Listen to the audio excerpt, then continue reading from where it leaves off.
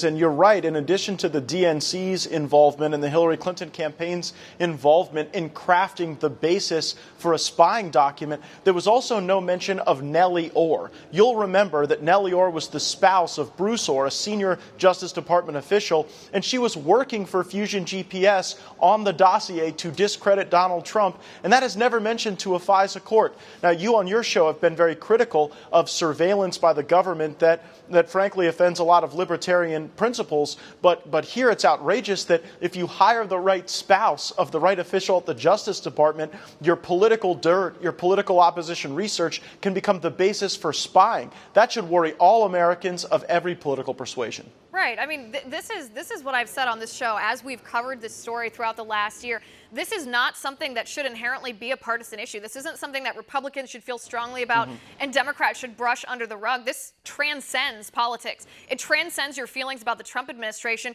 This is our government targeting private citizens because they don't like the private citizens' political beliefs or they don't like the political beliefs of the private citizen's boss. That's horrifying regardless of who you are. But let me ask you, sir, this application, it's 412 pages, so I know that's a lot to get through, but have you seen this in a classified setting?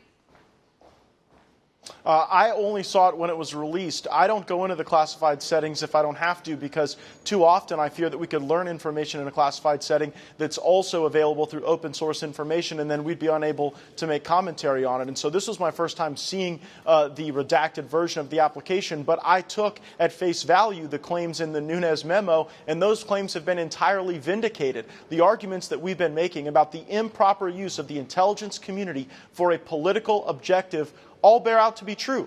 And Andrew McCabe was even the person who said, in the absence of the dossier, we would have never even made the application to go and spy on Carter Page. So while there's a lot of other reasons to be concerned about Carter Page, none of those would have been sufficient to actually spy on someone. And I think that they were spying on Carter Page because they were just looking for some tentacle into the Trump campaign. Ultimately, this supports President Trump's desire to strip the clearance levels of former Obama administration officials who I think have been using intelligence for the sake of politics for far too long. Want to see more videos like this?